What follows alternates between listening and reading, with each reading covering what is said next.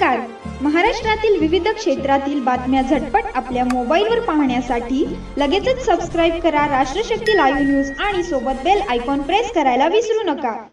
शाळेमध्ये प्रत्येक विद्यार्थ्यामध्ये जर बघितलं आपण तर अत्यंत भीतीचं वातावरण आहे. कारण या विद्यार्थ्याला बरेच दुरून शाळेत यावं लागतं, कारण सर्व वाडी वस्त्यांवर राहणारे, मळ्यात राहणारे विद्यार्थी आहे.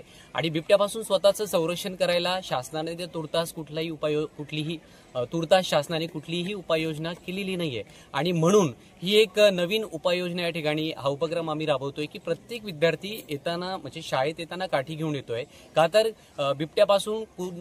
बिबट्यापासून कोणत्या तरी पद्धतीने स्वतःचं संरक्षण करता येईल, वाचवता येईल, कारण तोच एक आधार या ठिकाणी काठीचा असणार आहे. तर आम्ही सुद्धा मुलांना या ठिकाणी काठीचं प्रशिक्षण देतो आहोत आणि वारंवार ही सूचना रोज दिली जाते की कशा पद्धतीने आपल्याला बिबट्यापासून सावध राहायचं आहे आणि स्वतःला सुरक्षित ठेवायचं आहे. तर हा काठीचा जो उपक्रम आहे, ज्याही शाळांमध्ये ज्याही शाळा या बिबट्याच्या दहशतीत असतील त्यांच्यासाठी सुद्धा हा एक उपक्रम चांगल्या पद्धतीने घेता येऊ शकेल, हा संदेश आम्ही देण्याचा या ठिकाणी प्रयत्न करतोय.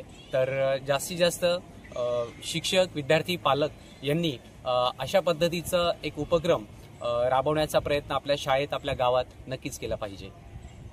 गेल्या सप्ताहामध्ये देवगाव रुई परिसरात 2 बिबटे वन विभागाने लावलेल्या पिंजऱ्यात कैद झाले.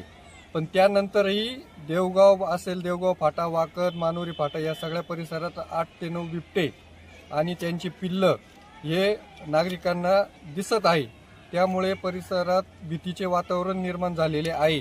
वन विभागाने आश्वासन दिलेले आहे, मनुष्यहानी झाल्यास त्यास वन विभाग जबाबदार राहील. नुसते आश्वासन देऊन त्यांनी आश्वासन त्यांचं हवेत विरलेलं आहे. आणि परिसरात त्यांनी जे काही ग्रामस्थांना आश्वासन दिलं होतं का आम्ही ड्रोनद्वारे सर्वेक्षण केलं जाईल, परंतु त्यांनी कोणत्याही प्रकारचं सर्वेक्षण केलेलं नाहीये. परिसरातील बिबटे हे कैद करून परिसर हा निर्भयमुक्त करावा अशी मी त्यांना विनंती करतो.